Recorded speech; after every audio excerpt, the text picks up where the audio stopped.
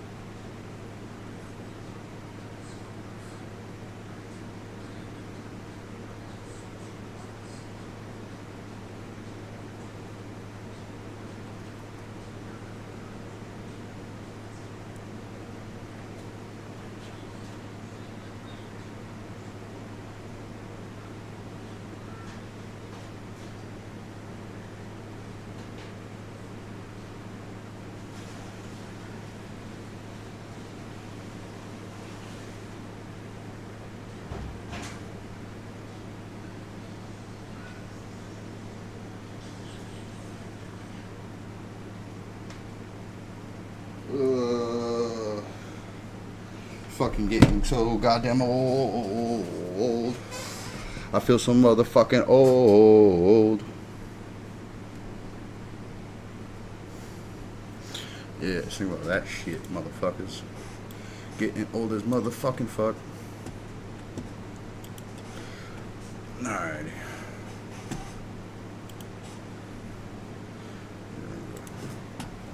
Let's watch this, and then I'm gonna play a game digging a hole. Got a pretty deep ass hole so far. I'm gonna keep going. Fuck it. I got joints to roll. Where are my headphones? Oh yeah, I forgot my cats. Fuck my shit up.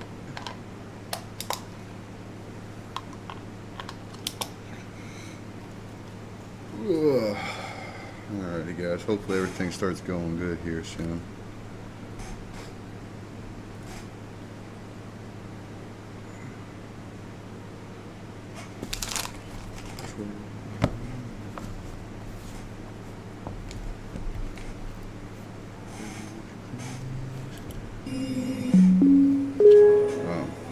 Whoops. There we go. Sorry guys. Sorry, chat. My name's Brian. No! What in Azewith's crack is this? This is bare metal. For today's video, I wanted to focus on one of my favorite subgenres, Yeah. dark fantasy. Imagine being a wizard and pulling up a YouTube video on your Ridiculous. crystal ball. I must send the guild a missive. Boys, the algorithm put this cauldron of hot carker on my orb.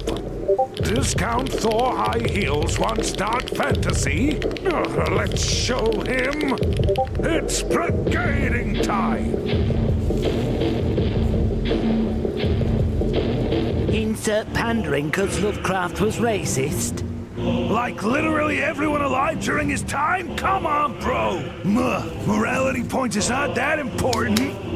What the fuck is going on? Missing the point. True dark fantasy is no-go zone for normies. It's the name of Lovecraft. Cat. It is the consequence of interacting with prostitutes in medieval. It is dying from infection that you got from a splinter on your finger. It is inability to fend off the plague due to lack of understanding. It is drinking mercury because some old dude stated it will make you immortal. It is sending kids to coal mines. Coal mines. And so much more. The kids, they yearn for the mines. The moment you shine a light on it, it becomes nothing more but a phrase. Dark fantasy. And it's mixed with shit now, thanks to AI and overall influx of normies on the net. Okay, alright, we get it.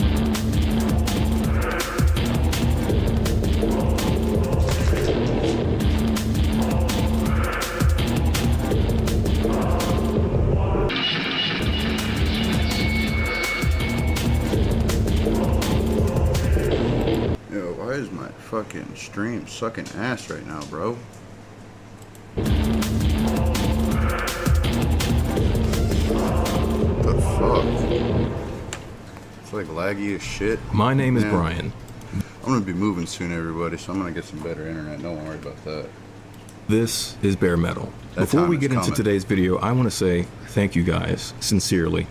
I was surprised by the overwhelmingly positive reception this channel has gotten based solely on its first video. You guys not only left a ton of encouragement and useful tips in the comments of last video to help make this channel shine, but you also gave fantastic recommendations for more dark fantasy games and media, some of which we're going to be checking out today.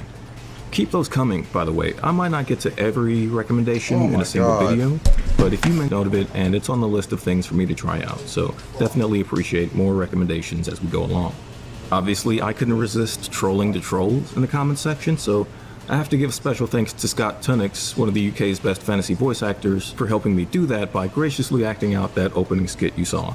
If he sounds familiar, you may be recognizing him as one of the playable characters in Warhammer 40k Rogue Trader, and he's also done tons of other work in games, TV, trailers, and a whole lot of other stuff. So definitely check out his work, and if you're a game developer, keep Scott in mind for your next project. Now, with all of that being said, back to the trolling. Are you really gonna leave all that up to us? Remember this, if nothing else, metalheads. All you new subscribers and friendly viewers out there, we don't do echo chambers here. We do mosh pits.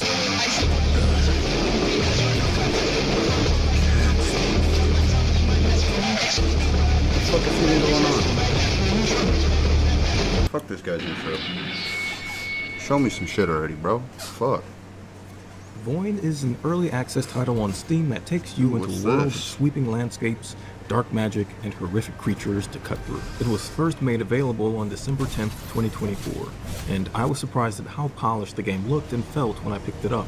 If you watched my last video, you'll probably remember the game Mortal Sin as the first one I reviewed.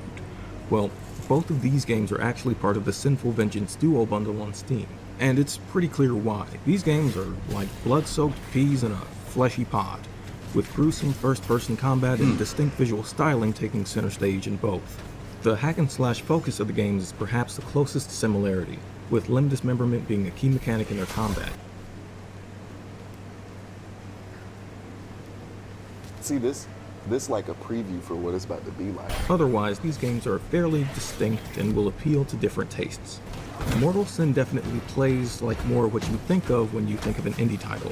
It's a bit more jagged, restrictive, and unrefined, whereas Void feels like it was put together by a full team. In the language of Candlemass album covers, since you guys loved that reference last time, if Mortal Sin is the gauche and sludgy minimalism of Epicus, Doomicus, Metallicus, then Void is like an Ancient Dreams, a more sweeping and cinematic take on the same subgenre. If you just handed them to me and told me that Void was a higher budget studio sequel or a spiritual successor to Mortal Sin, there's a chance I'd believe you. The fact that one person seems to have created this world is insane, because this game beats out some things made by bigger teams, like, Yeah, that looks fucking remember nuts, the original dude. Lords of the Fallen? The one they try to pretend doesn't exist, never existed? Remember how awful that was? Yeah, this is way better than what that entire team tried to make I back remember then. playing it, but I never remember Void playing really it. goes the extra mile to cater to your experiences and preferences in ways that a lot of cash grab AAA titles fail to. Just as an example, opening up the game gives you the option to choose between modern graphics and a pixelated overlay that gives a more retro look. I played around with both of these options and didn't feel it had a huge impact on my experience, but then I decided to turn it all the way down. Like all the way down. Damn.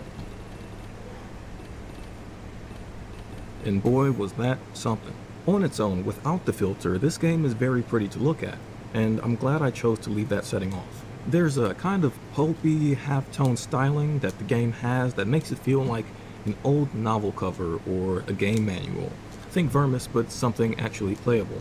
I had a couple of moments when I was just walking through this open world and I wanted to stop and just take in the landscape as much as I could.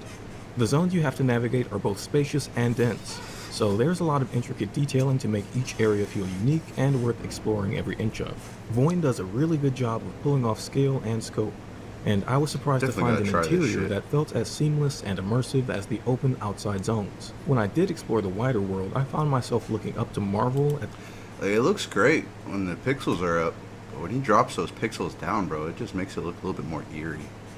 the scale of buildings and mountains and structures more than once. This game actually encourages a lot of exploration, to the point where I was surprised that I could not only keep going if I headed in a certain direction, but that there would be more enemies or rewards waiting for me if I kept pushing those boundaries. It was only after I got way off the unbeaten path that the game politely guided me back in the right direction. Are we sightseeing now? Your destiny awaits elsewhere. So that basically covers the looks of the game, but let's get a little more technical. I completed about 3 or 4 zones in my first 2 hours, and it felt like I was barely scratching the surface of what this game has to offer. When you actually get into the gameplay, it's easy to move the sticks around, swing a couple times, and chalk this up to being another Souls-like, since this is the newest lazy trend for developers and players and retailers. But after actually spending a little bit of time in the world, interacting with all of the different mechanics that keep this game going, I would caution against rushing to that conclusion. One of my complaints about a couple other first-person games that sell themselves as Souls-likes for some reason is how burdensome the combat can feel sometimes. Indie devs seem to have trouble making combat feel smooth and intuitive when you're in first person, but I have to say that this game largely pulls it off. Sword-based combat feels really good, and while I didn't feel the same about all the other weapons that I encountered, even the starter sword was really satisfying to use. You start off with a right bumper, right trigger combat system for light, heavy, and special attacks. Later on, you can unlock special abilities with collectibles called Motes of Power. For my run, I went with the long-range thrust, which actually ended up having a few benefits outside of combat as well. Just ask your mother. There's a rune-based augmentation Just system, ask your mother. which can give you unique buffs or abilities once you assign it to your character. Just There ask your are mother, some kid, she knows exceptions, about like when me. you pick up a mace or a club, and you get this goofy-ass running animation, or try to fight multiple enemies, and it just doesn't work out. There are 7 or 8 enemy types that I encountered in my runs, not including boss fights. Some are fast, some are tanky, some are just cannon fodder, so your mileage may vary, but some weapons do seem to have a bit more flexibility and grace than others, and not in a way that feels intentional. And this is a roguelite in the sense that the areas you navigate will typically remain the same each run, but you'll need to fight your way back to your death location if you want to get most of your items back. One fun little part of this that I haven't seen before is that wherever you die, you'll leave behind a big old spinny meat pinata that you have to whack until everything you own falls out. So these are your hurdles, and you can strategize around the obstacles and limitations after a little bit, even if your weapon set isn't working out. You have other resources and recourses for combat. For instance, this game does not have fall damage, it just doesn't exist. Instead, you do damage to enemies with a lightning-based area of effect attack if you jump from high enough. You can also gain passive abilities like duplicates, which will jump into combat to attack enemies on your behalf when you meet a certain condition. Oftentimes, you can even bait enemies into helping you meet those conditions, giving you more control over when and how these effects are activated. That is combat in a nutshell, and there's a lot more that I haven't had a chance to explore myself, so I'm definitely itching to return to it. The weak point of this game, I have to say, seems to be the narrative. That may simply be because I haven't played long enough to get invested in our hero's story, but I didn't really care who I was or what the end goal might look like. I was just chopping that meat, having a good old time. Here's what I know of the story. You play the thrall of some magical overlord, and you are fighting to... That's it. That's the extent of my knowledge. Maybe you're trying to discover your truest self, or cleanse the world of gods and monsters, or just collect cool things. Maybe you want to make Sky Daddy happy so he doesn't kill you. Sky It's Daddy. unclear, and we only get brief bits What? of dialogue from our deific puppet master once or twice in each zone. And you know what? That's fine. At no point did I ever feel like I needed the story to push me forward. Entering into a new realm and feeling an urge to explore every nook and cranny of it actually ended up being enough to take me to the final boss every time. And I never felt like I exhausted everything. If anything, I wanted to backtrack and venture into the opposite direction to find things I may have missed the first time around. I had a blast with this game, and I'm really impressed with it so far considering the little I know. I'm ready to put in a few dozen more hours having wrapped up my first session, and I think if you're in the market for a traditional first-person experience with the occasional little twist and surprise, Void will not disappoint you. Behind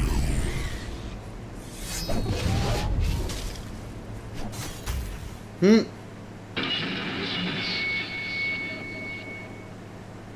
Of Love and Eternity is an upcoming horror adventure game by Winston Powell, aka Acornbringer. It's currently in demo state. It's gloomy, dreary, and macabre, letting you take on the perspective of a knight trapped between life and death, and who seeks to reunite with his lover who has met a similar fate. I spent a while trying to figure out how to best describe this game in a way that really captures its essence. I figured that the best way to show you is to show you, so I'll let the opening scene speak for itself.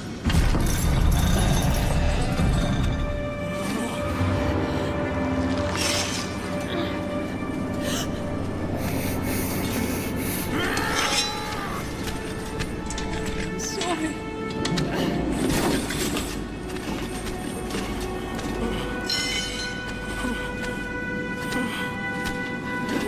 Sorry. Don't speak. It's all right. I'm here. It's...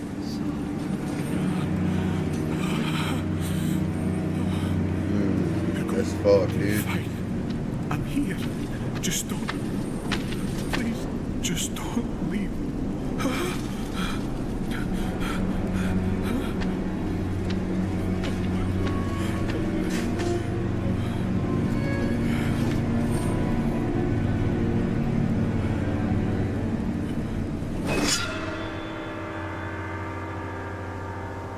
fuck?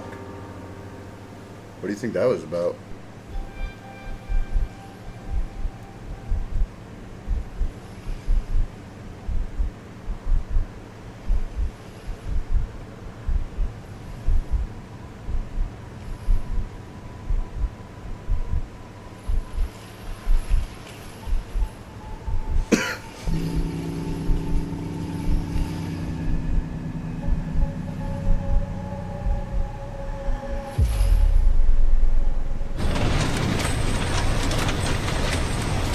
God damn.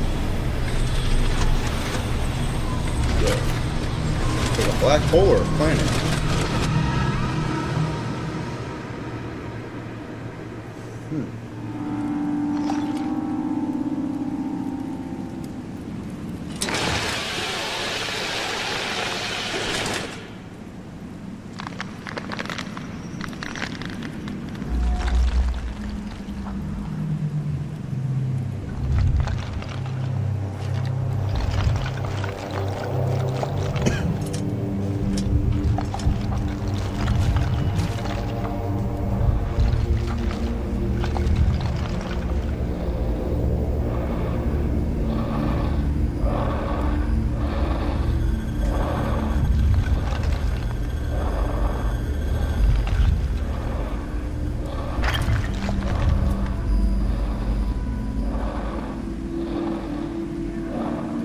Brave knight, whose love is true and eternal, whose fate was cruel and untimely. The grip of a malevolent force on your soul has loosened. Your killer is dead.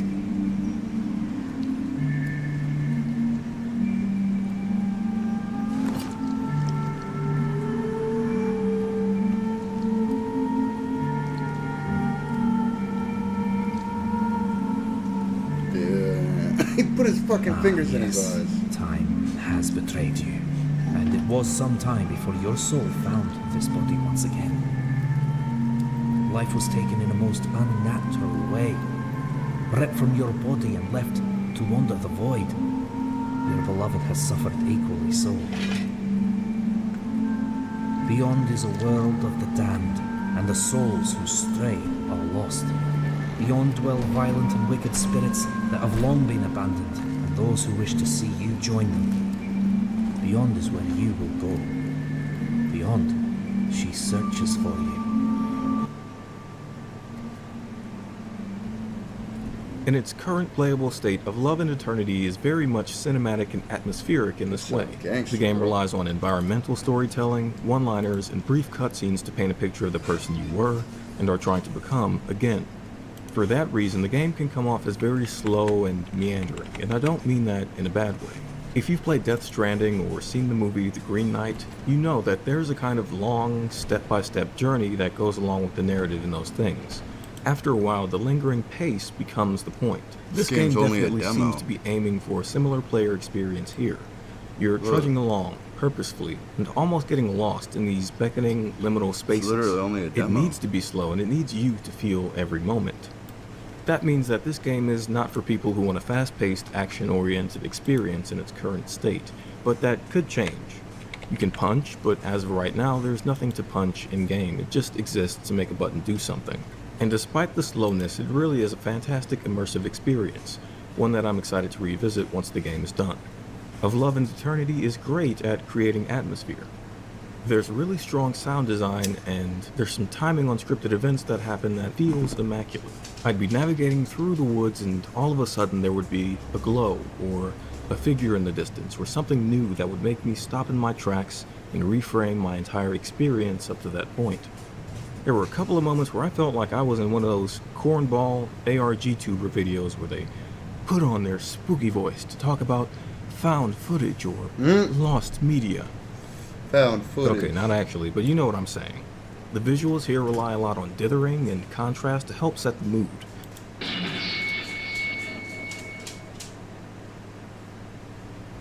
Since we're on the topic of game demos, I wanted to check out Verho, another first-person action-adventure title available to try for free on Steam.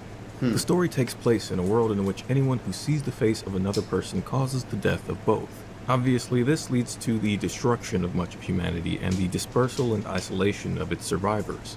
The game takes place 600 years later, and the exact details of how humanity managed to persist that long remain a mystery. The one clue to the story of humanity's survival is in people's present reliance on masks. You choose your own at the beginning of the game, and every character you come across wears one as well. The narrative follows your journey as you begin to explore this world and put together the pieces of the past, learning what happened and trying to forge an identity for yourself. This game is pretty cool. It's inspired by Kingsfield and Lunacid, which, don't worry guys, I know, I'm covering next, just bear with me. But there's also more than a hint of Zelda influence here, specifically the turn-of-the-century titles like Ocarina of Time and... Yeah, I don't want to listen about a demo. I want to listen about a full game. My recent experiences with Lunacid give me some great insight into what that future version of Verho could look like, especially considering that it's listed as one of Verho's direct inspirations. Lunacid is a game a couple of you guys recommended to me off the back of Dread Delusion in the last video, and the two actually share the Acid Fantasy bundle on Steam, but I don't think they could be any different.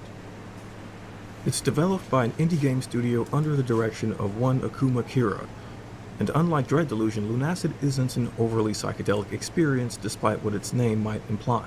Kira prefers grit and grind. And the result is a game that drives home the same feelings that a lot of survival horror classics rely on to keep you both engaged and at the edge of your seat.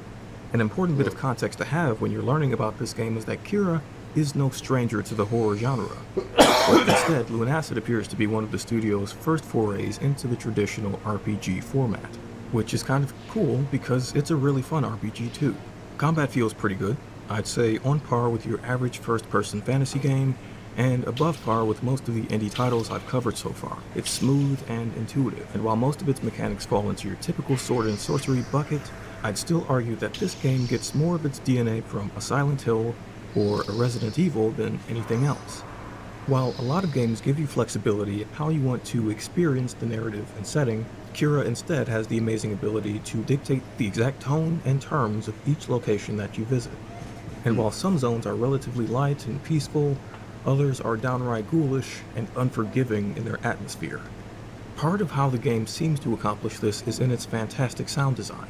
While a huge portion of the music in Lunacid could fall into an Avith Ortega would-be Silent Hill album, or Haircuts for Men playlist, in transitional areas the game will often slip into silence for long periods, before springing back into a darker, eerier soundtrack. It makes it clear that you're no longer in a safe or familiar location. Instead, you're veering into danger. And a few sound effects sprinkled in will frequently remind you you're somewhere you're not supposed to be. But another way the game creates this sense of unease is by setting your expectations with the gameplay and then immediately subverting them. For instance, in one location I stumbled into, my health was fairly low, and I was on edge after dealing with some enemies that seemed to be more of a threat than I'd anticipated. So when I came across some rats, I killed them with the expectation that they would attack me when given a chance. Further through the zone and started to encounter more of them, I realized that they weren't actually harming me at all. In fact, they were just running up to me, just hanging out, and they'd squeak and run off. And then I noticed something even weirder. If I didn't move, they'd run back to me. And if I started to take a couple of steps, they'd do the same running ahead of me. They were leading me somewhere, so I followed them, all around the area until I stumbled across a false wall, and they brought me inside to find a couple of items that would help me on my journey. I thought that was pretty cool. I felt a little bad for straight up schmurdering their friend. Well, I shouldn't have, because when I entered the next zone, I encountered more of them. I was hoping they'd lead me to an exit, but these ones didn't seem as interested in befriending or guiding me. Instead, they led me to new enemy types that I was unprepared for. High damage rat kings and huge and aggressive rat queens. Another moment that stood out to me was when I found the catacombs, where most of the enemies didn't respond at all to physical damage or magic-based attacks. I knew this, but I decided to rough it anyway, and after making more than a few wrong turns, I got confronted and chased by an army of horrifying, disembodied horse-head spirits. I was nearly dead after getting cornered by most of them, but I managed to make my way into a room with a unique weapon mounted on the wall. The Vampire Hunter's Sword. I grabbed it and scurried back to a checkpoint where I thought I'd be safe, and that everything would respawn back where it started in Dark Souls fashion. That did not happen.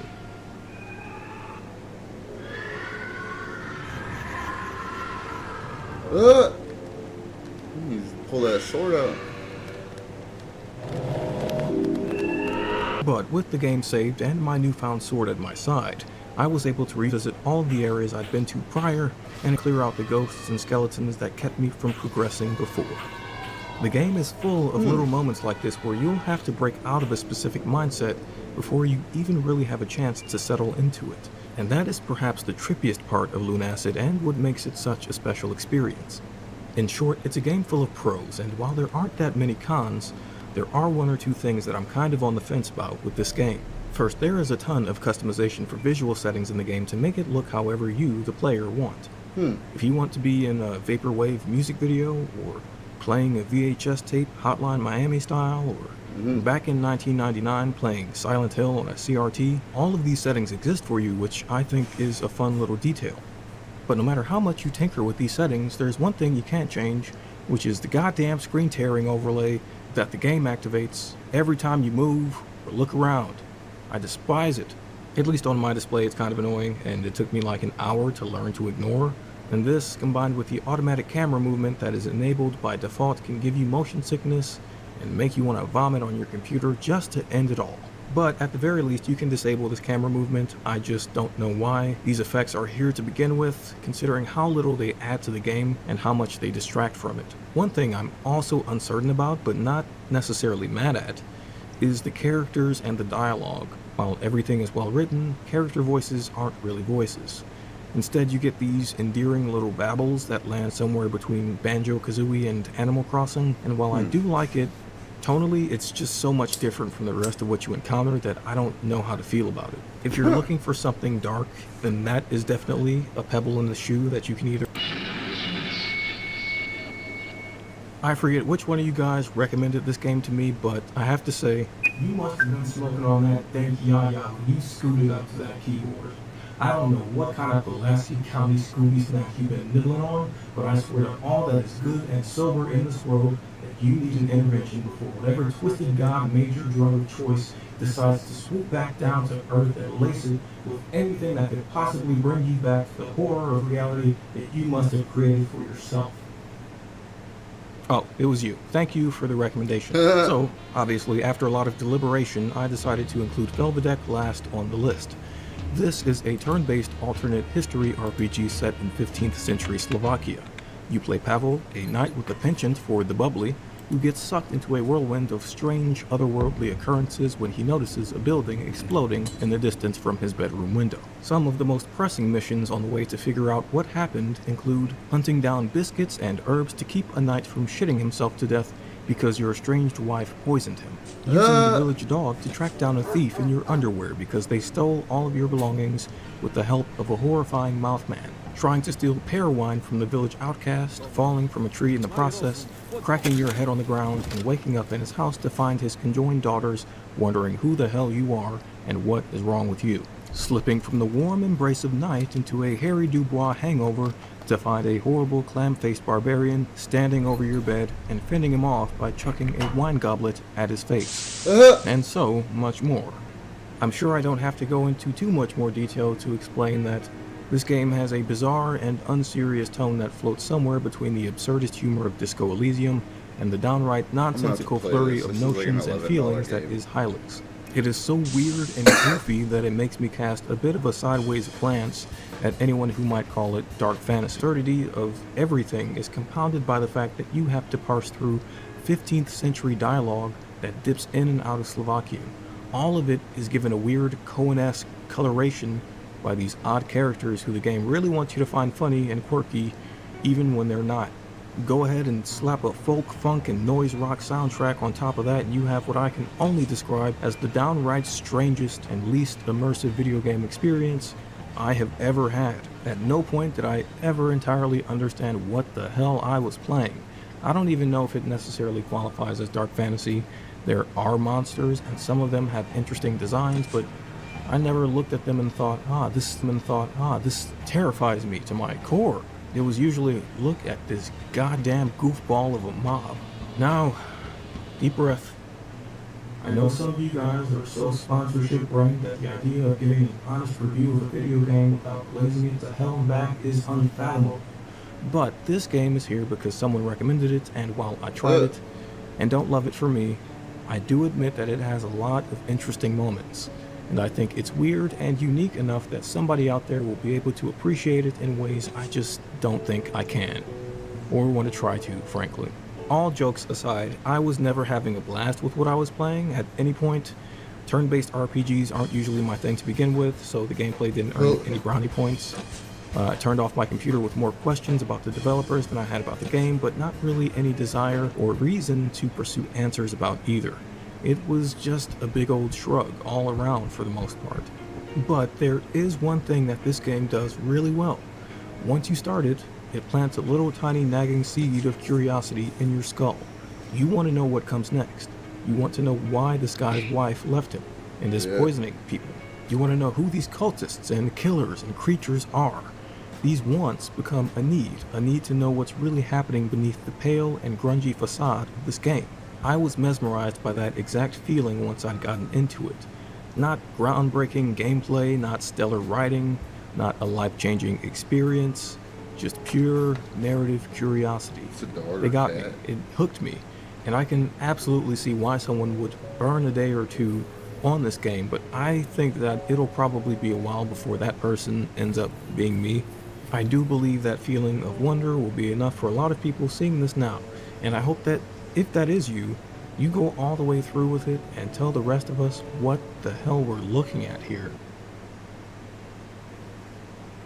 So I may have lied, Velvedek was going to be last on the list, but I decided to give you guys a little bonus for sticking around until the end of the video. This is something for people who might be interested in a looser, gritty dark fantasy vibe, rather than any kind of long-form experience. A slight detour on the way: if you're a subscriber or a returning viewer, you may have noticed the new title cards in this video. They are a bit different from the ones in the first one. My buddy Dr. Tomoki game is made by small teams and solo creators. So while looking around on there this past month, I came across the work of a dev who goes by Warkus. This person has been working on the upcoming survival horror game House of Necrosis, and that doesn't seem to be anything too crazy, just good old-fashioned RE style survival horror. There's a page for it on Steam with a trailer if you're interested, and it looks like they're still actively working on it, at least as of December 2024.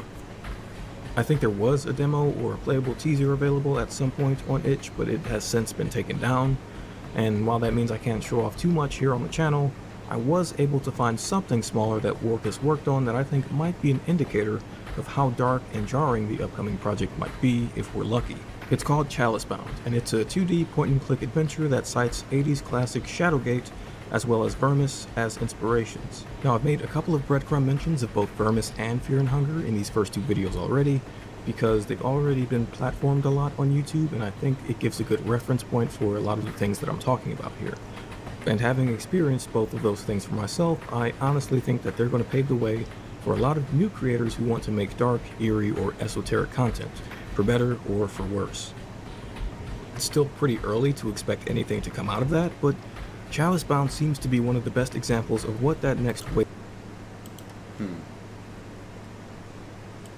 just realized I don't care.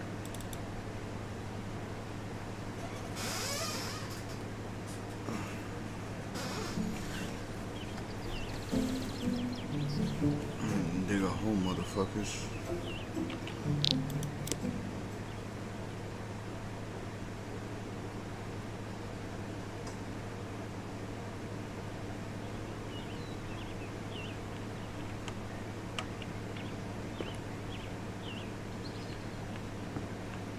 Whee!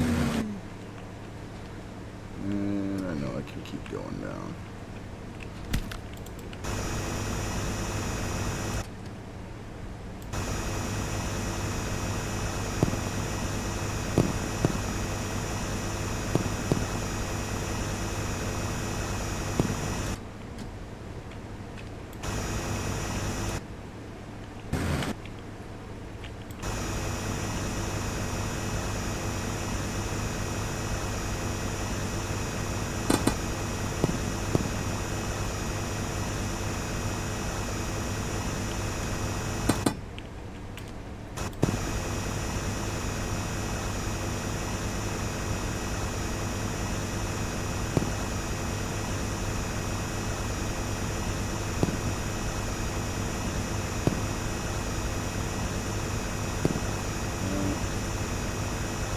Let's get rid of most of all this shit.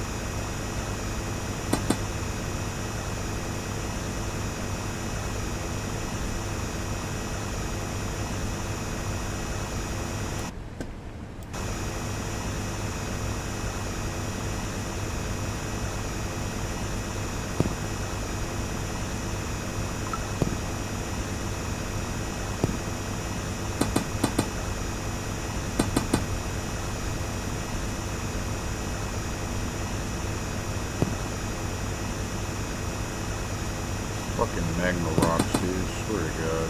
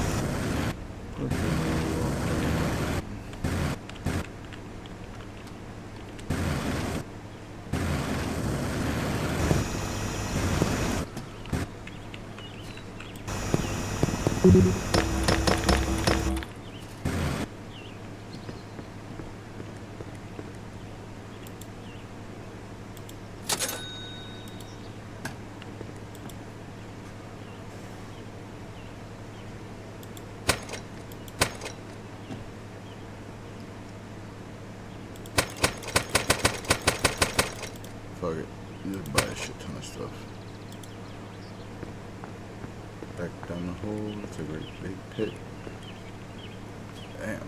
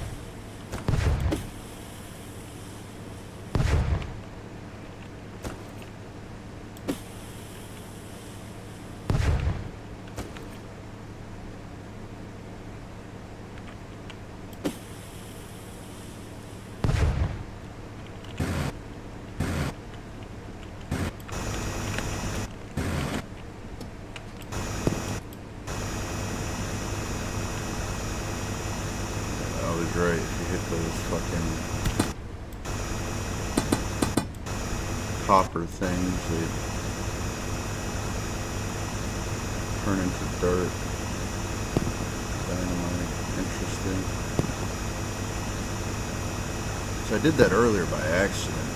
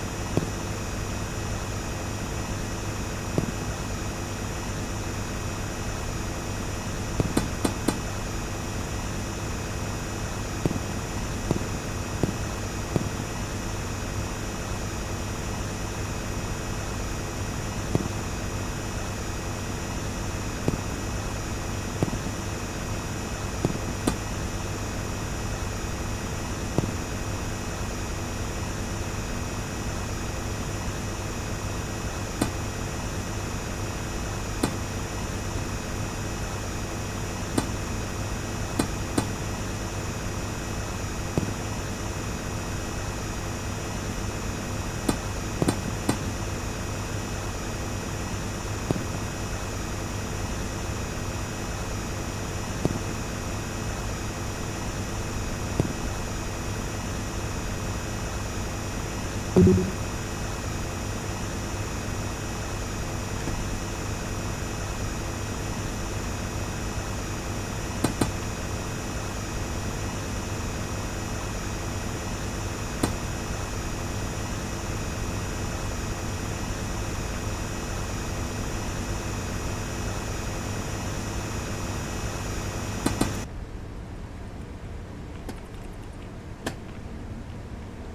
wow, I was way down below this. Oh yeah.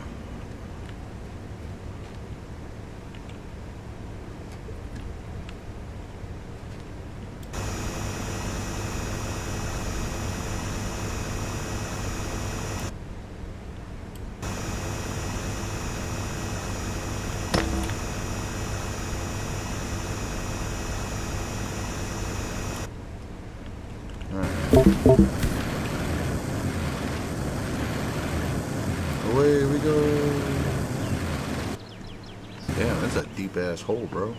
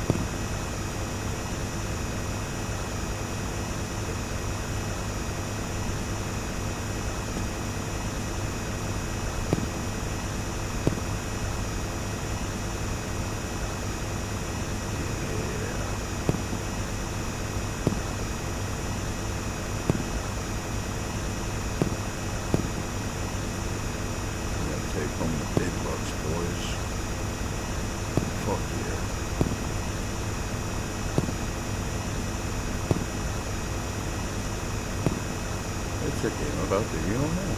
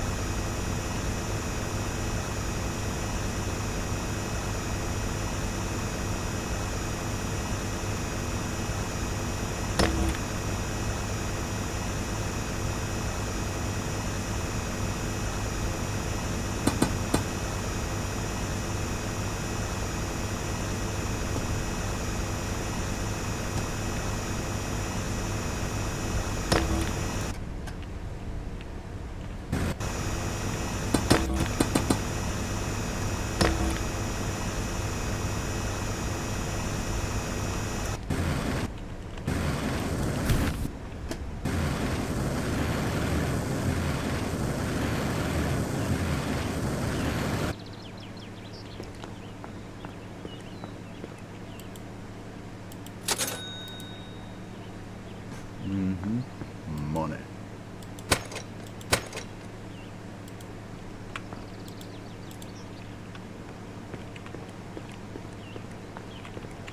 Actually, let's buy a shit ton of dynamite. Fuck it. It's not like we can upgrade anything else anyways, right?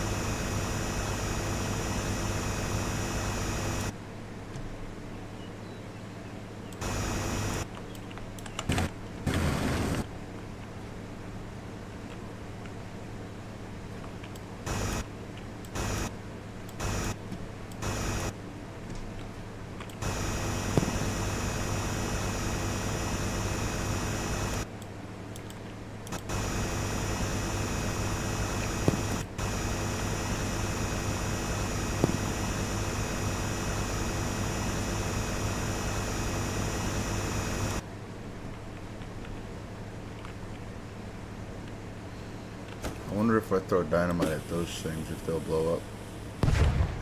Ooh, they will, thank God.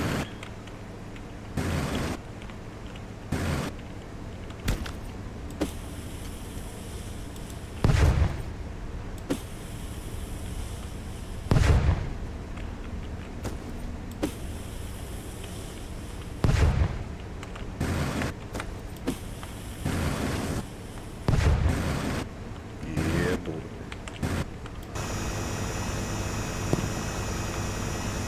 Let's clear out a lot of this bullshit. I figured it had to work for those too. I mean, it could work for the copper crap, right?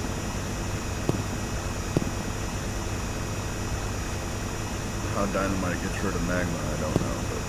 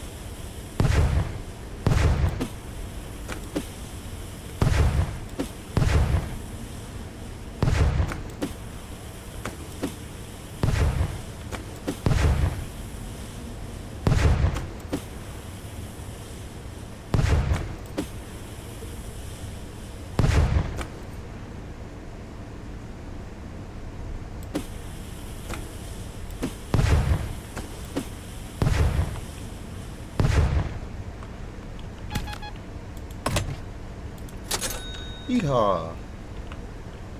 Damn, look at all that. All the way up, dude. Holy shit.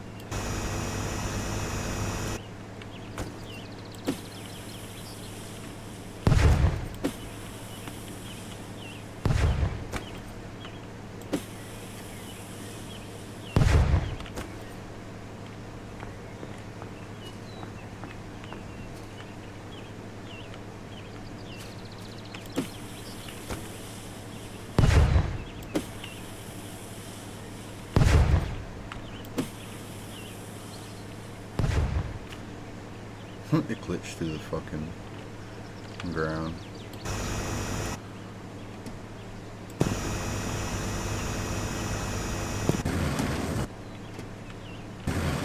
Whoa, let's see if we can make it up.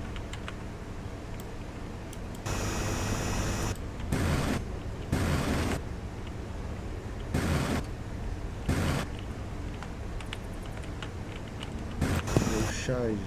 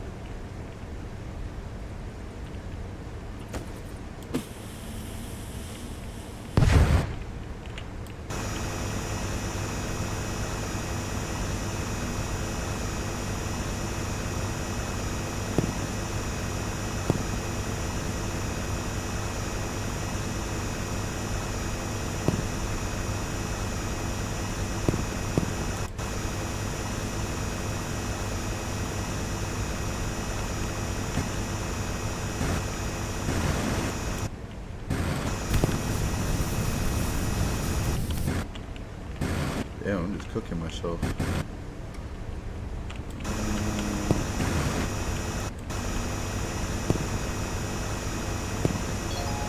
Oh, a diamond. Nice, bro. Time, bro. Start finding some good shit. I need gold, platinum, and diamonds. I need other. Okay.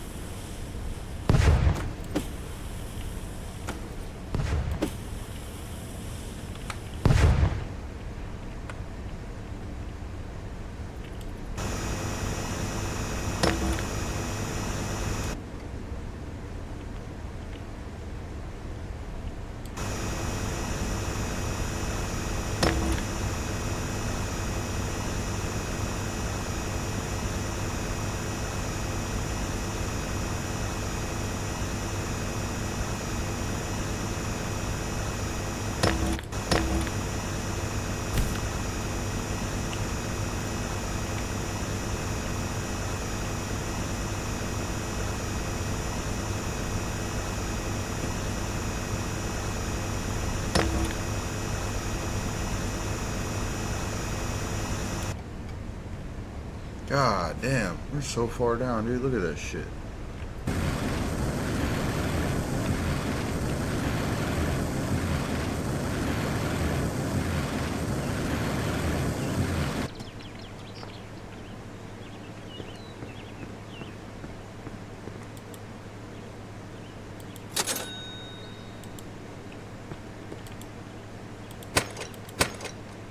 That's crazy.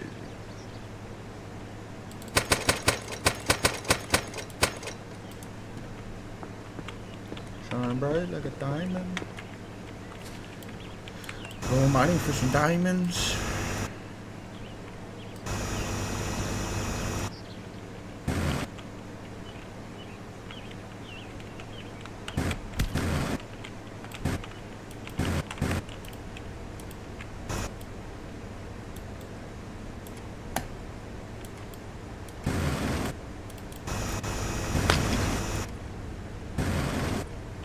I'm not gonna lie, that was pretty fucking dumb.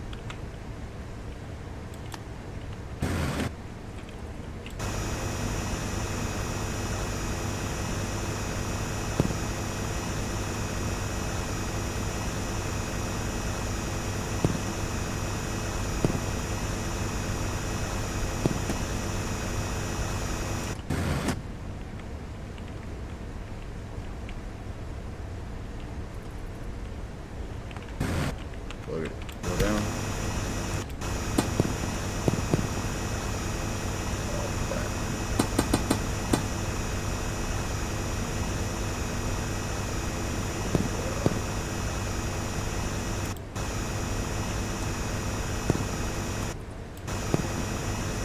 Give me all the diamonds.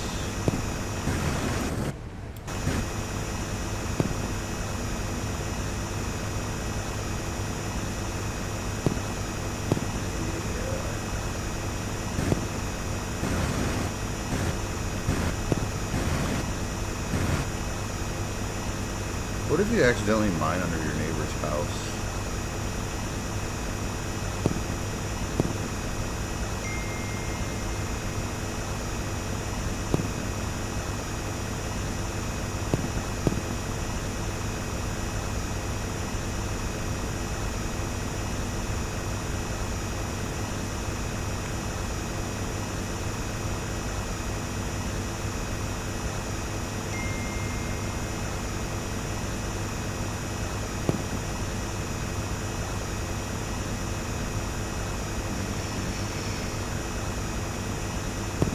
I think it's gonna be my next just like chill game that's just slightly addictive.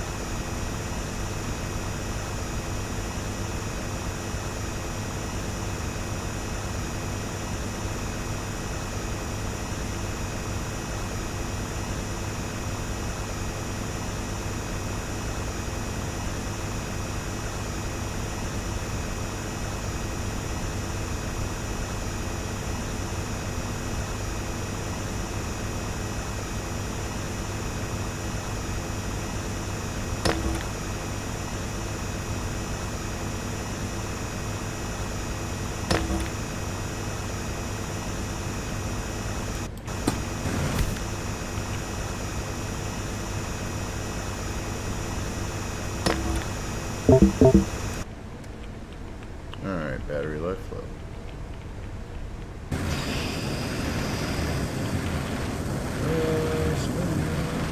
Gotta go up. Gotta fly on up.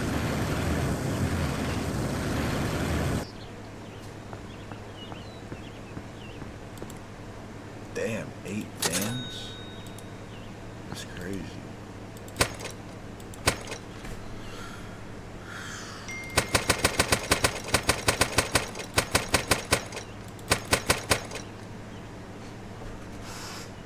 That's fucking nuts.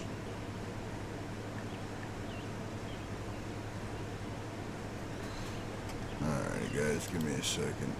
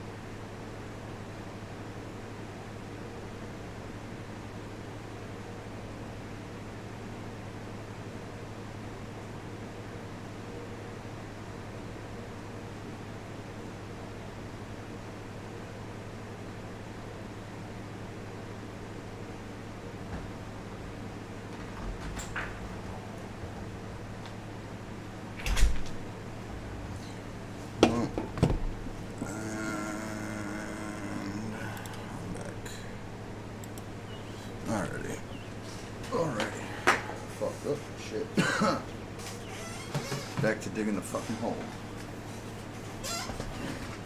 Dig diggity dig diggity dig dig dig dig dig dig diggity dig diggity dig dig dig dig. I'm going to dig the deepest fucking hole. Alrighty. Now we're making fucking moolah, bro. Now we're making bandos.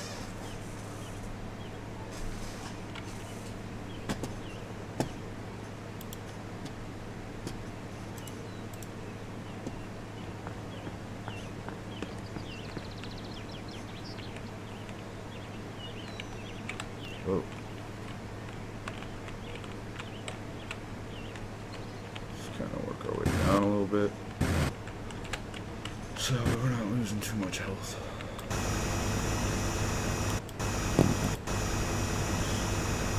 Take away some of this. Because to be honest, I want a clear ass path.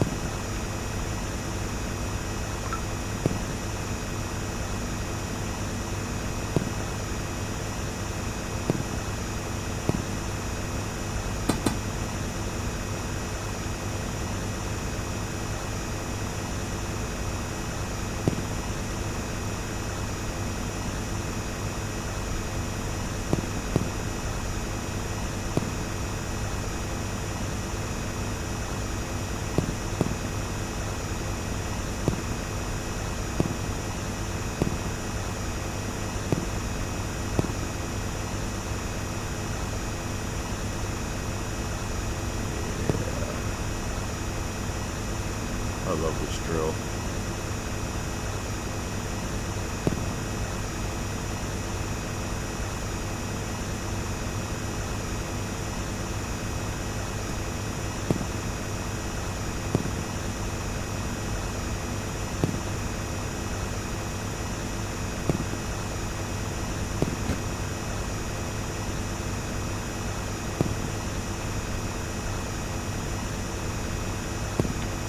I wish I could buy more upgrades.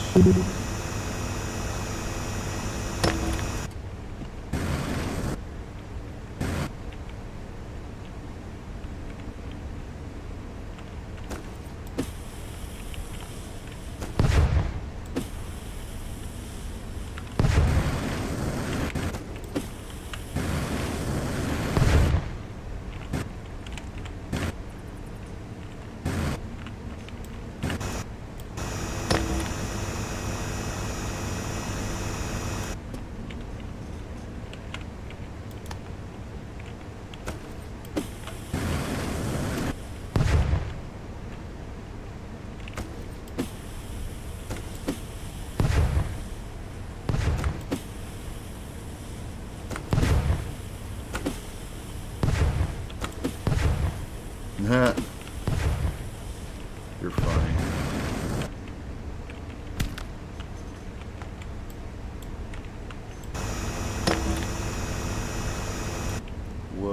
is that down there, dude? First of all, let's kind of go up, sell our inventory, and check all that shit out, bro.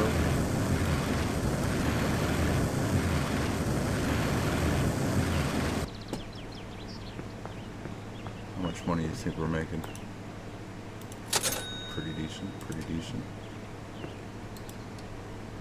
And, let's get us to about 15,000.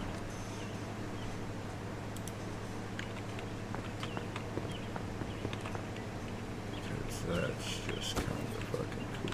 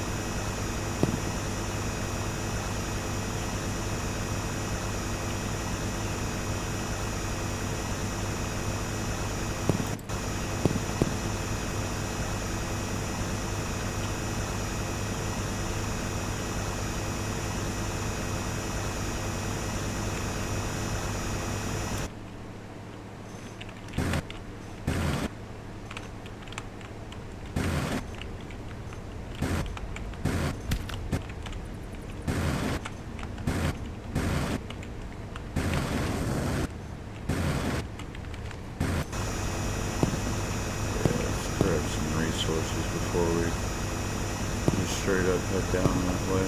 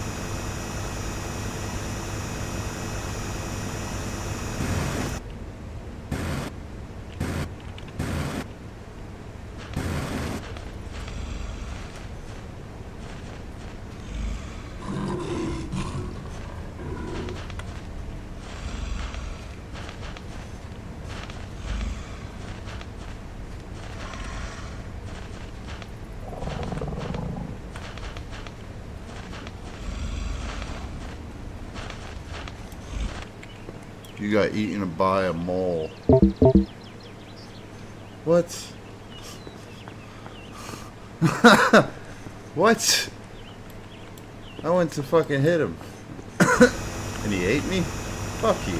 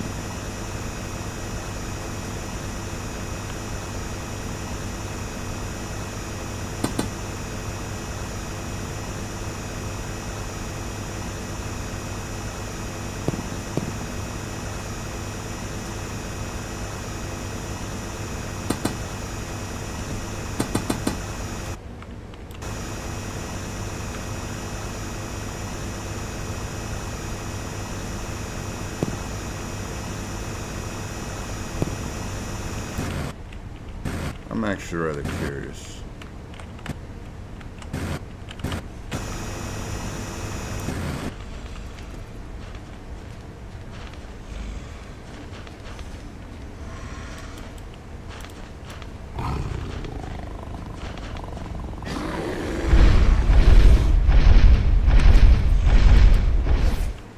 Fuck you!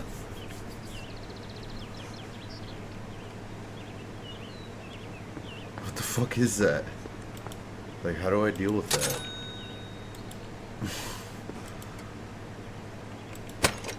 Fuck. Big ass mole down there.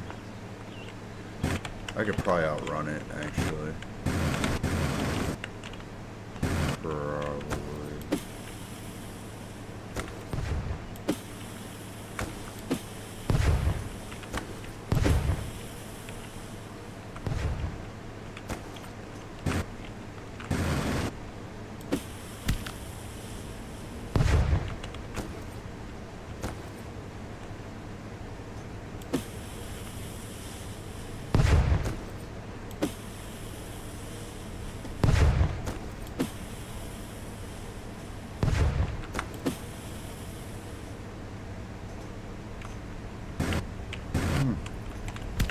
Oh, shit.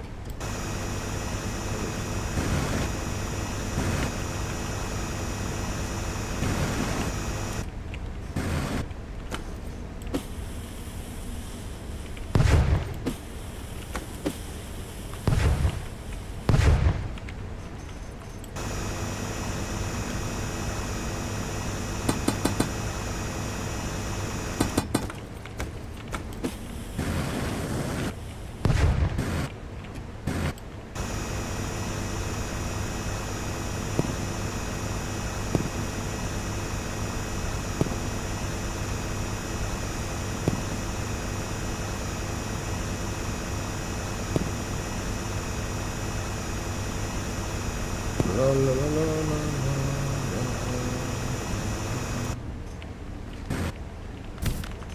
Ooh, spicy.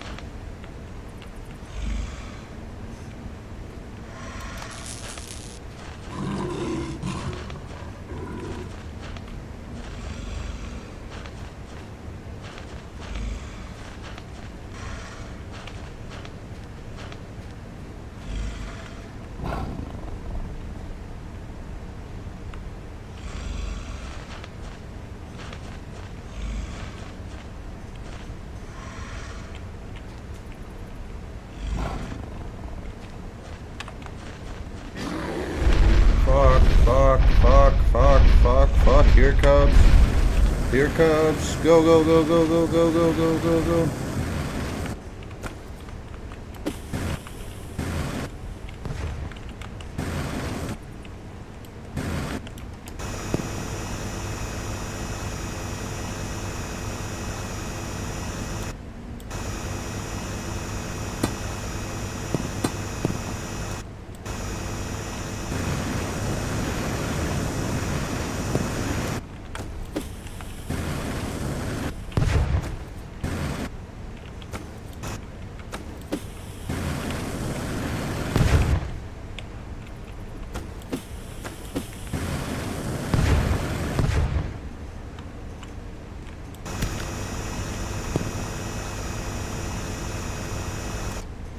Actually, let's go heal.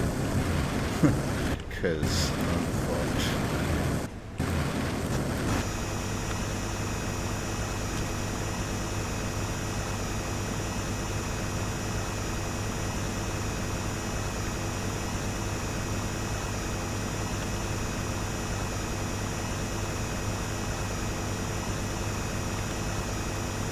How do I get around the mole? Do I gotta run around it?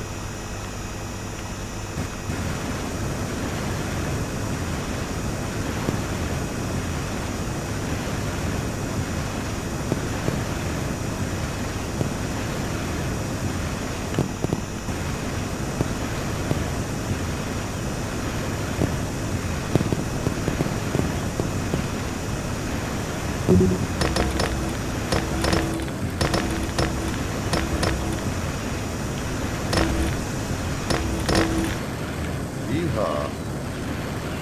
That was kind of cool. That was pretty dope.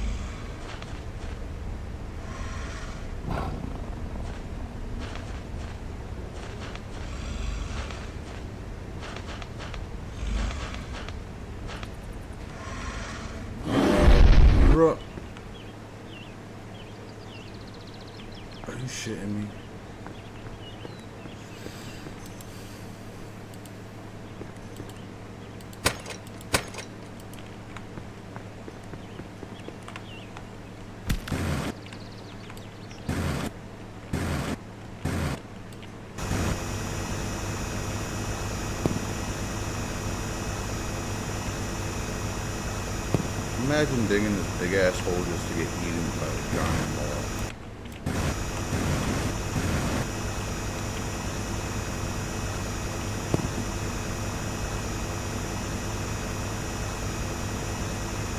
Well, you won't be seeing me doing any gardening anytime soon. Just because of that hole.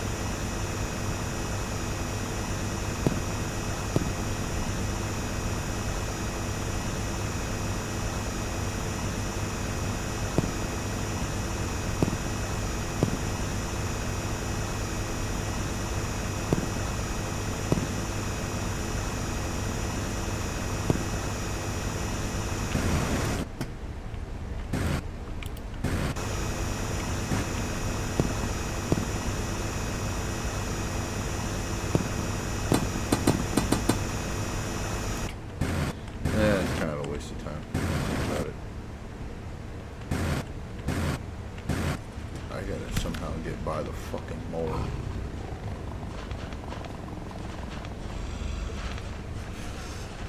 This goddamn mole.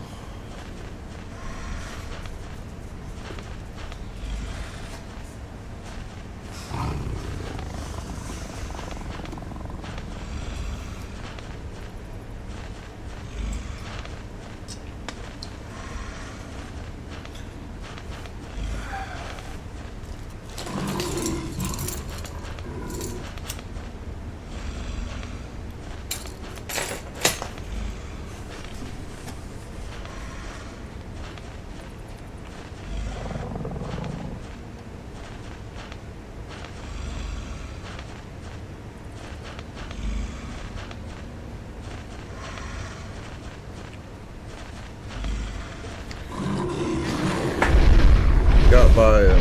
Sweet. Get away from me.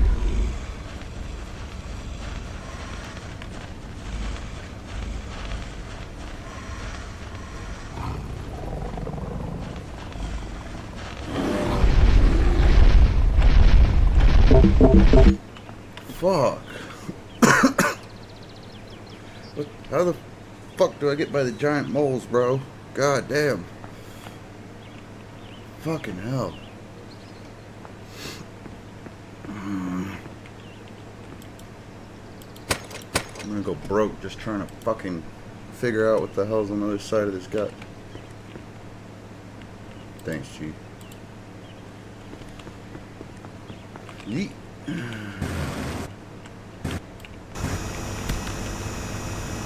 some little pebbles and shit.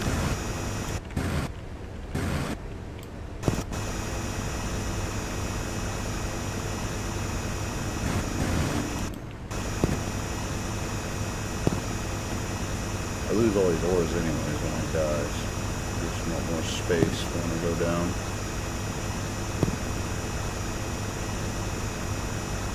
Fuck, dude. I can't use my dynamite. I can't use my jetpack. I can't fight the fucking things. God damn. Like, you got a drill in your hand, bro. Fucking drill it in the eye. Fucking peg the goddamn thing or something.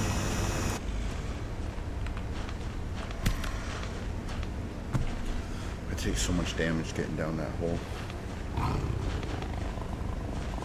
Alright, Porky Pig.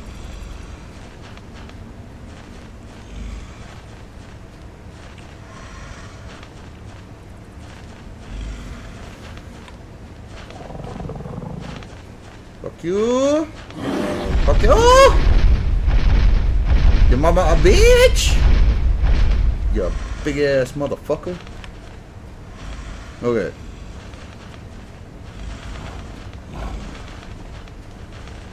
Is that where I need to get to?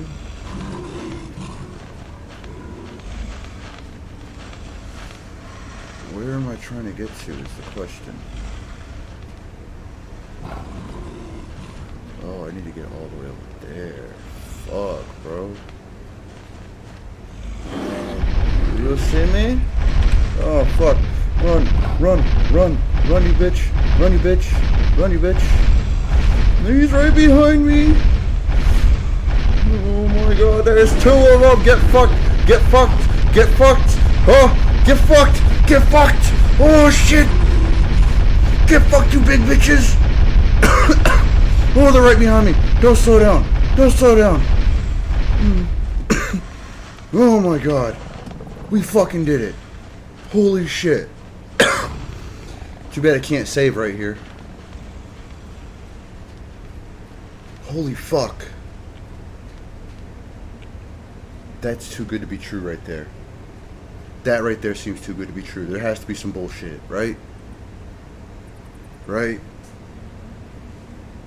Like, fuck.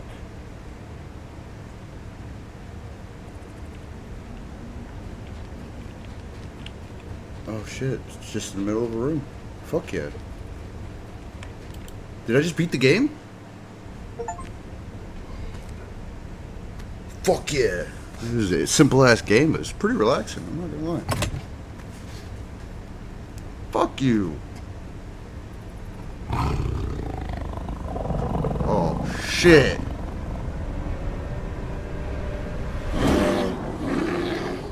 Huh?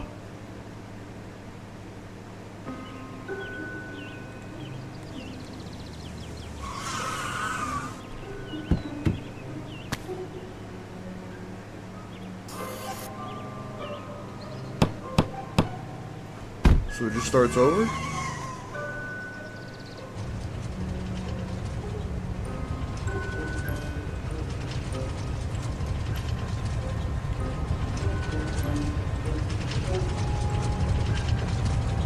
Man, fuck the moles. Achievement unlocked. When starting a new game, you can now hunt achievements displayed in your garage. So... continue. Achievement mode. Fuck the progress. We'll just start over. Let's fire. Achievement mode.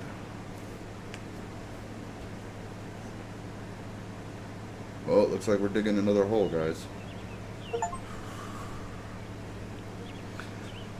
I am shoveled 4,000 times, wasted 50 ores. God damn.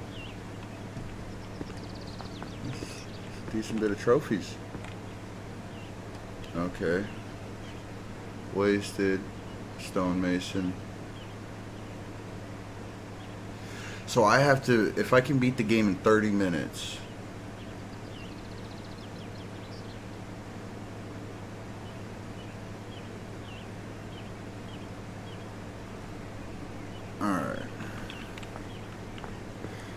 If I remember correctly, there's like a good bit of shit like this, like right around the corners.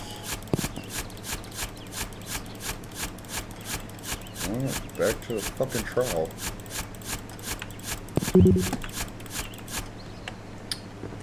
Already.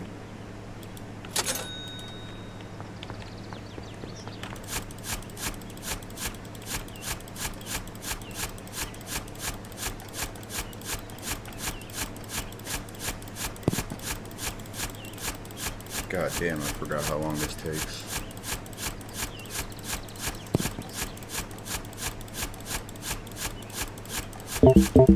I wonder if it's all randomly generated, the resources.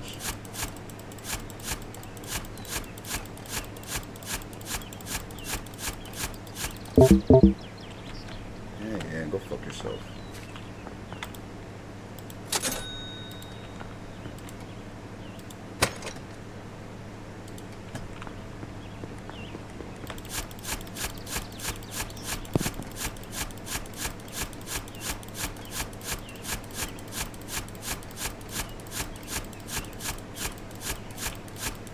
Dude, if only there was a way I could kill those goddamn moles down there, bro.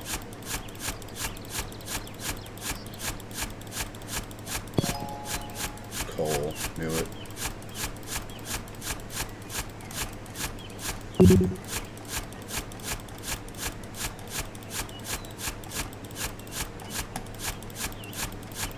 I'm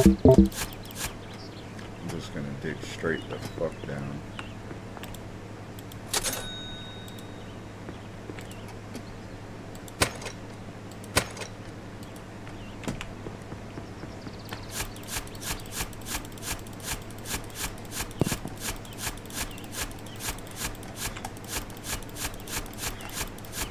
I'm gonna dig a hole, bitch.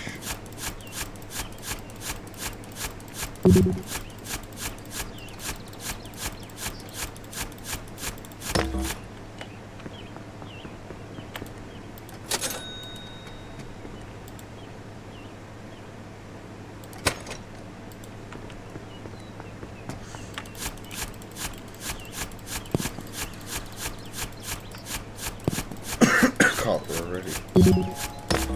See? You start in the middle. All you get is a bunch of stone. You start in the corners, you start finding the fucking more expensive materials faster.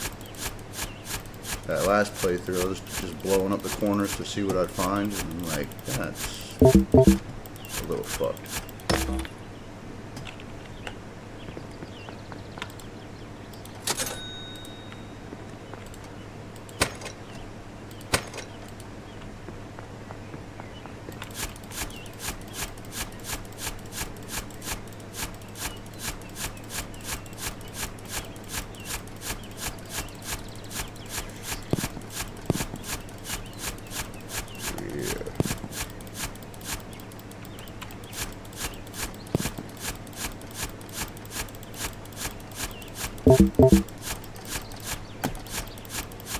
Battery low already. That won't be a problem for long. Oh, shit. Kind of pushed the limit on that one.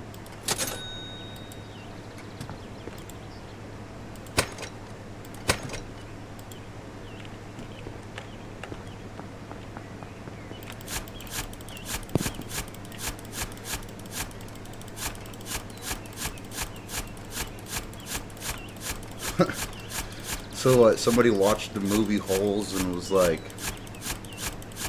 I can make a game out of that.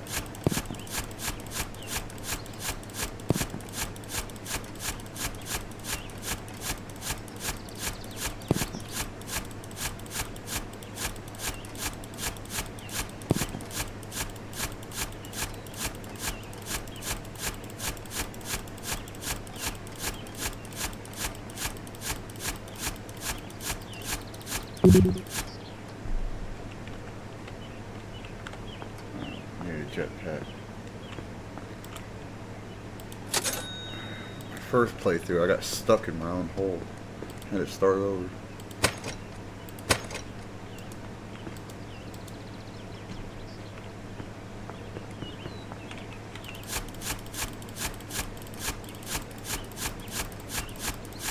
How would somebody beat this in 30 minutes? Like, this is a fuck ton of clicking, guy.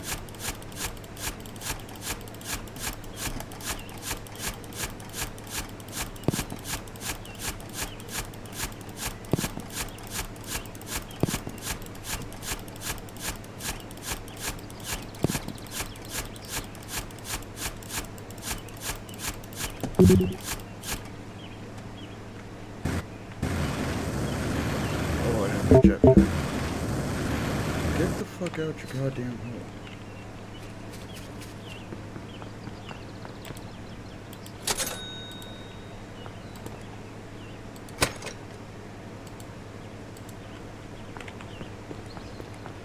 I think the price increase between your upgrades is a little outrageous.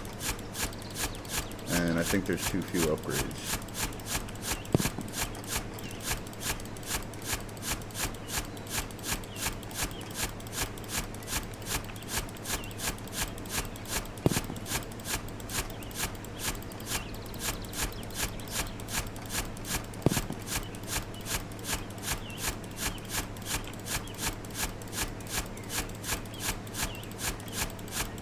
shit, son. When we get to the diamonds and everything, bro, you start pulling in about like 8 to 10 racks a haul, bro.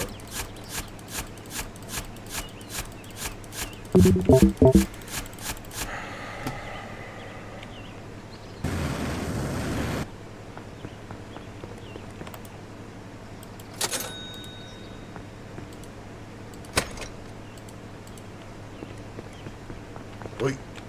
Oh, missed.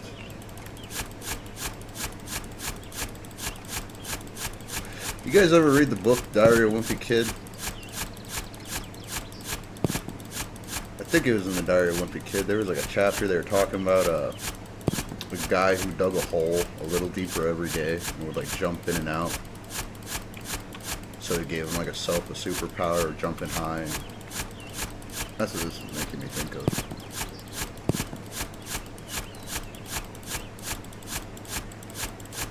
I just need to keep going down.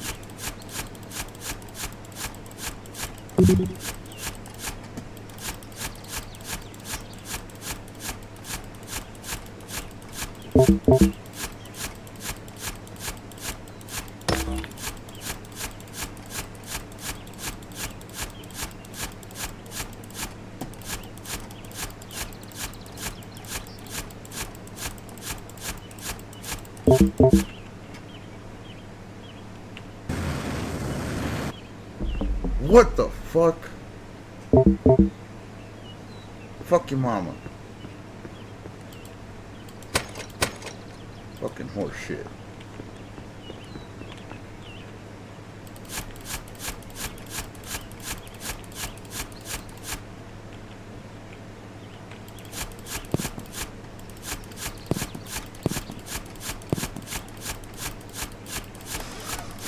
Ah, come on, you hole digging fuck.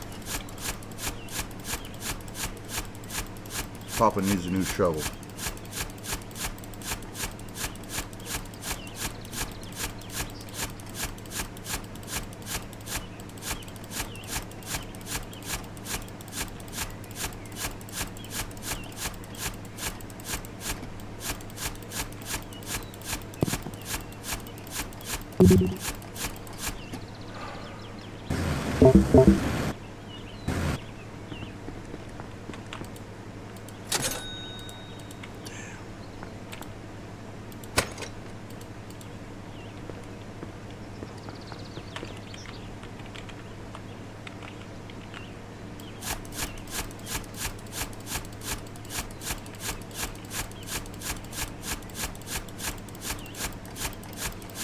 Now, when you find the teleporter, I wonder if that can change the ending if you don't use it.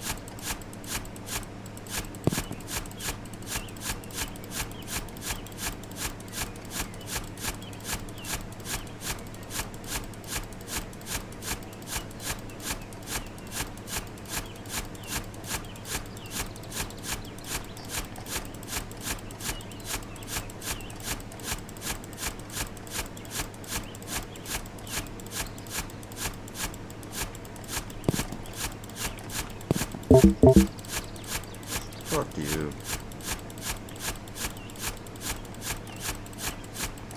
We die. I need cash. In the game and real life. It's not funny, but it is.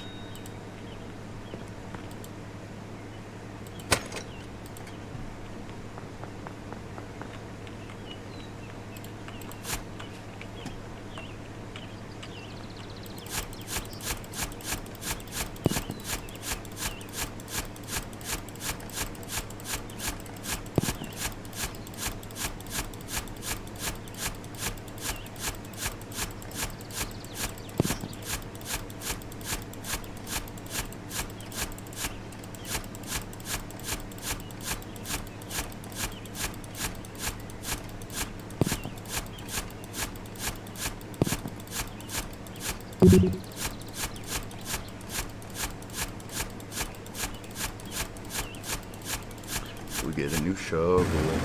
We get a new shovel.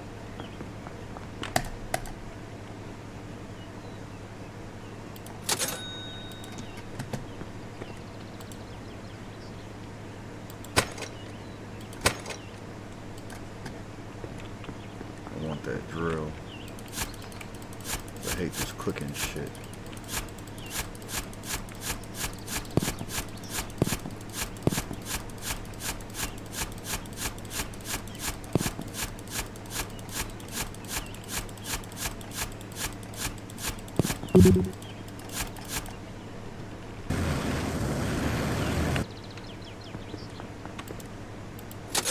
Now that I went back to the beginning jetpack, I realized how much powerful the upgraded one was.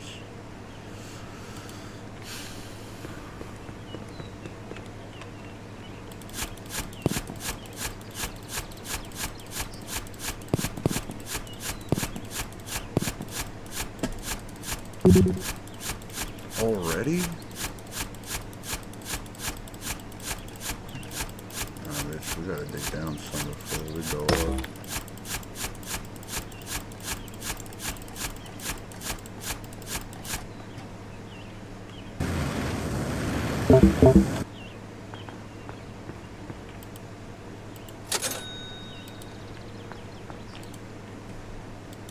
That'll work, getting more space.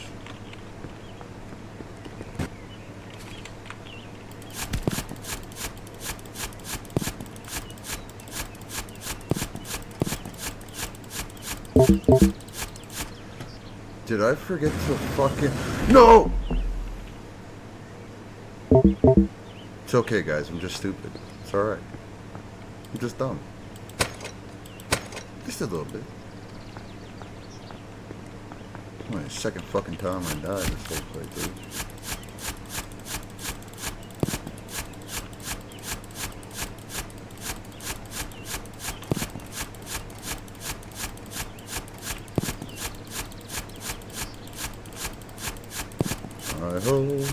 I ho, digging a big ass hole. This isn't Disney, so it sucks, and my life sucks, so yeah.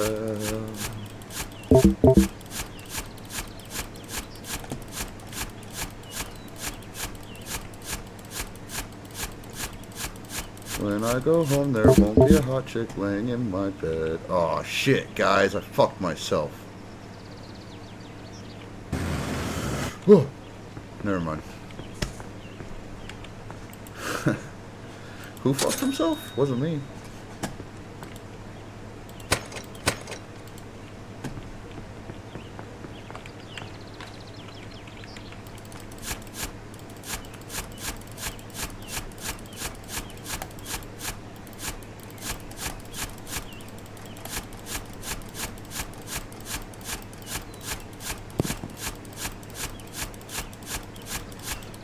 Dude, if I had a drill, I'd be so far down by now. I could just drill a little circle and just go straight down. But I guess that takes away like half the game, right? Oh, shit.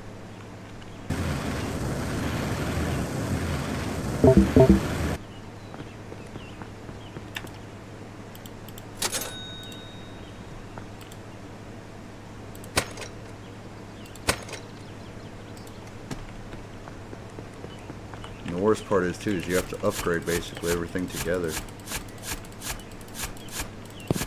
you don't, your shit will, like especially your battery will get drained so quick. It's fucking crazy.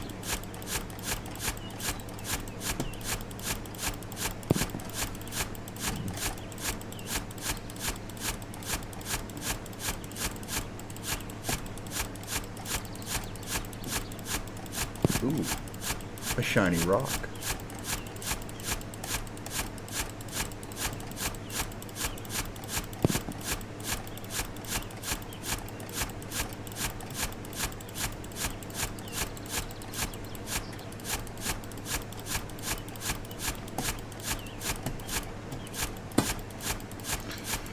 I need to get some dynamite.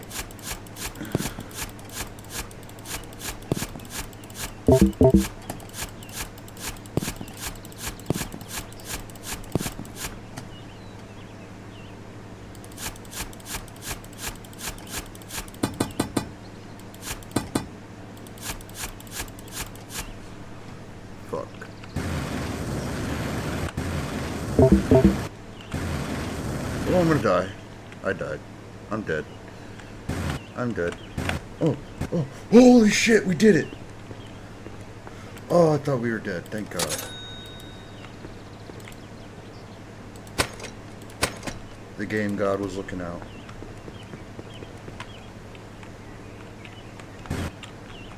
Okay, so we need to dig L that way.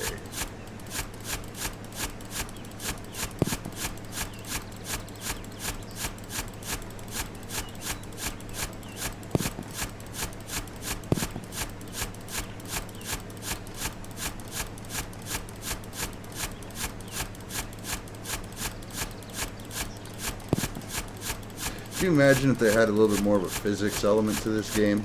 To where if you don't dig your tunnel right, it could fucking collapse on you. That'd make this game a lot harder.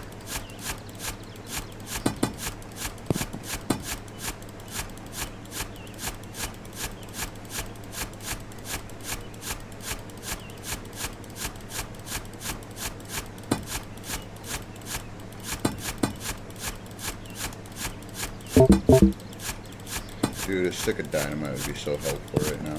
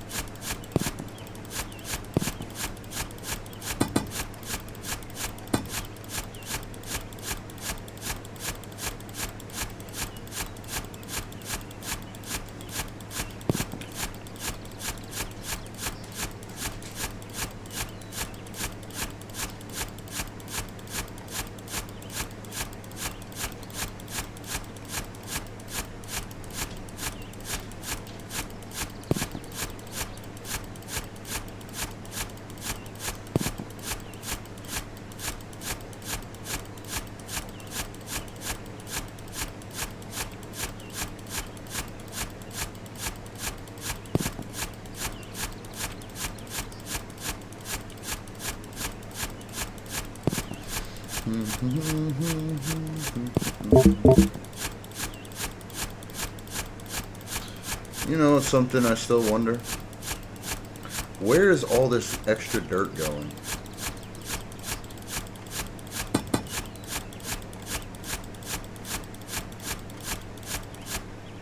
Oh, fuck.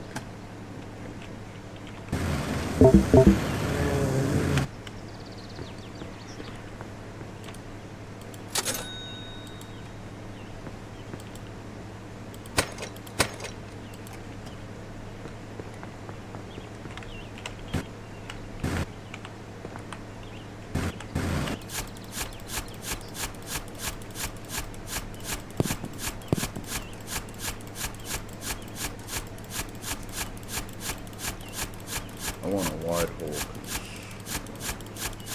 it's easier to fly out of.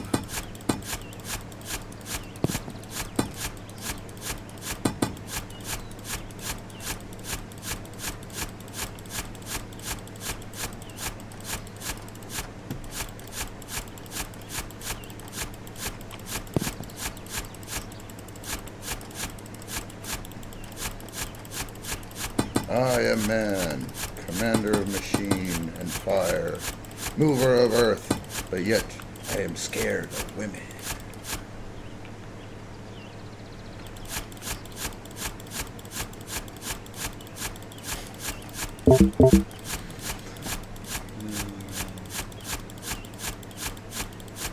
Share the love, bitch.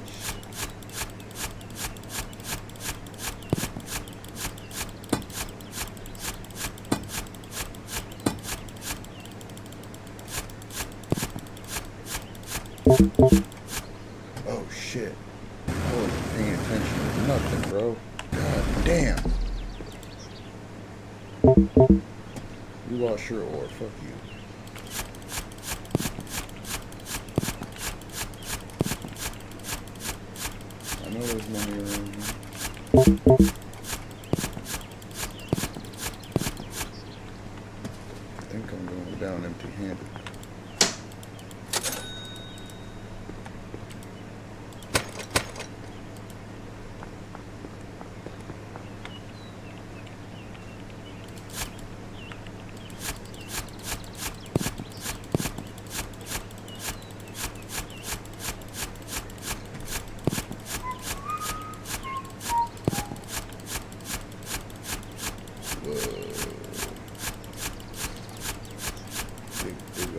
dig the hole, dig the fucking hole.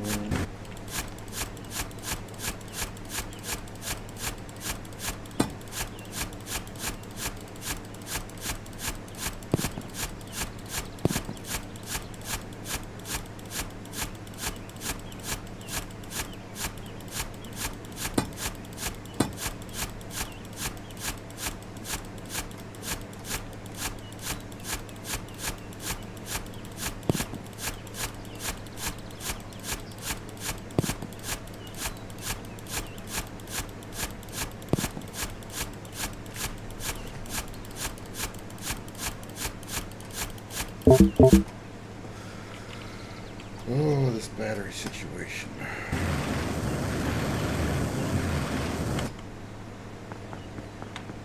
I dug a hole too deep.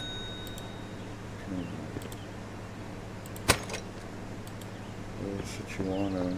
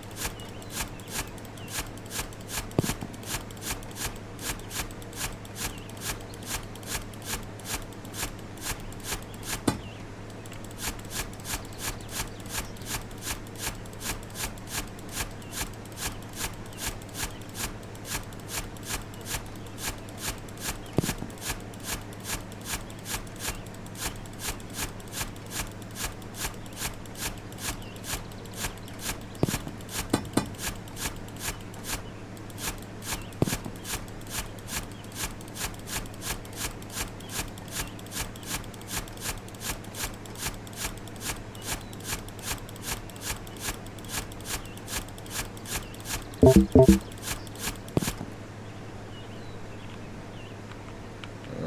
shit.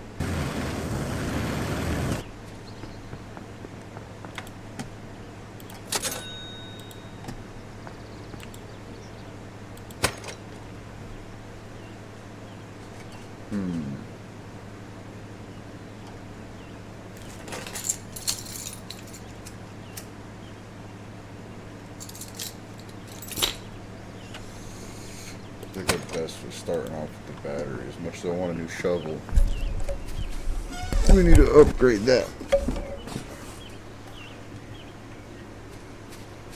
Battery situation, dude, because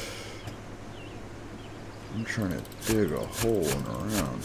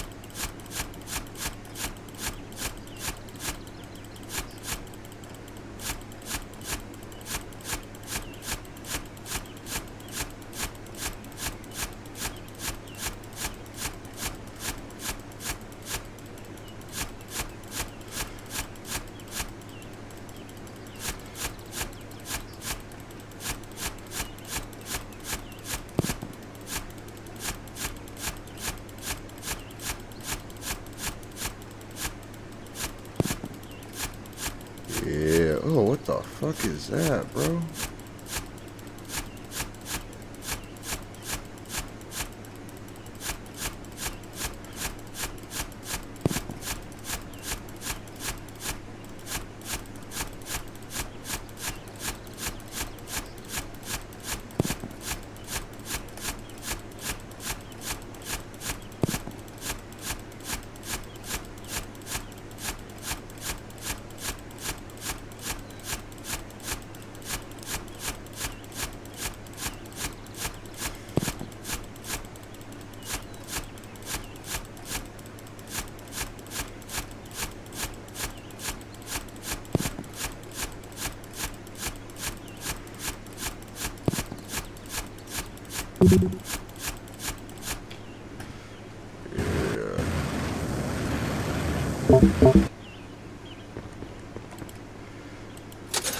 glowing rock down there, dude.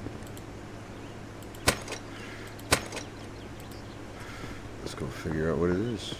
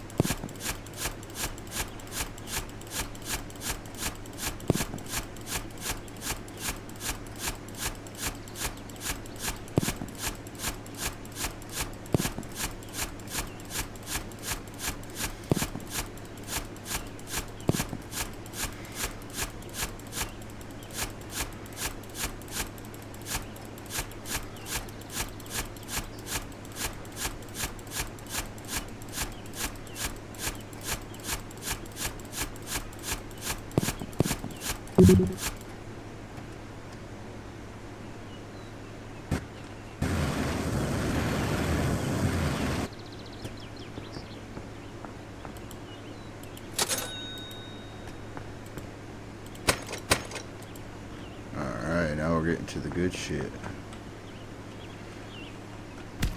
Oh. Whatever that was.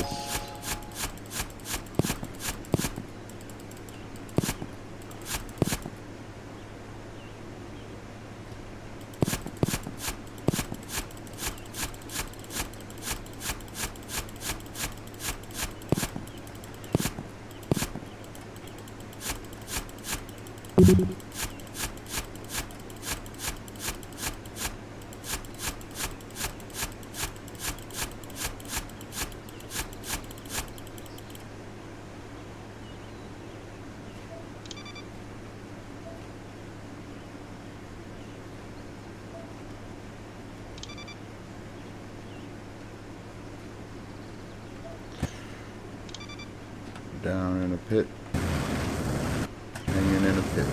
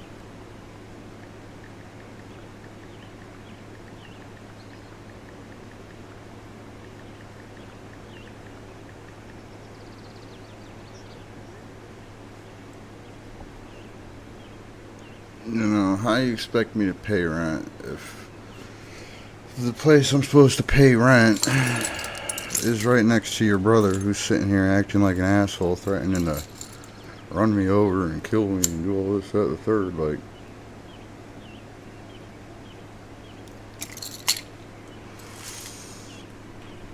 that sounds like an issue.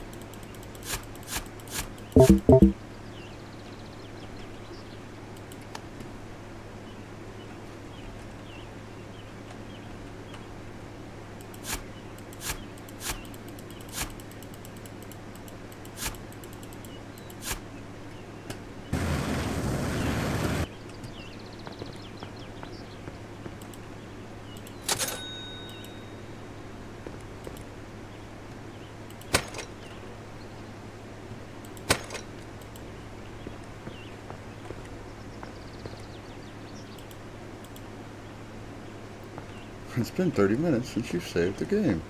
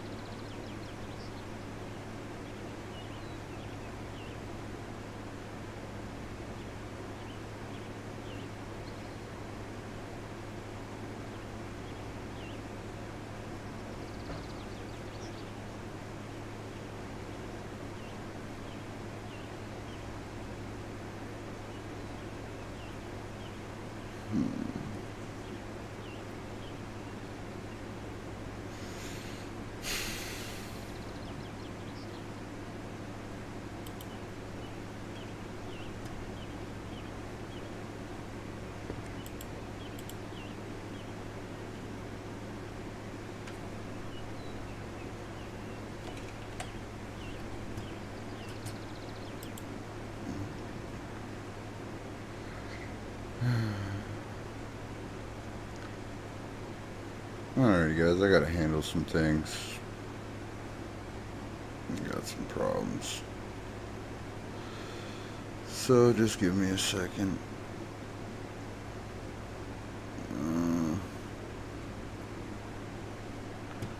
Yep, Actually, let me just see what the fuck she wants. This is just getting ridiculous. This is late for you. Plus, I will cover your food.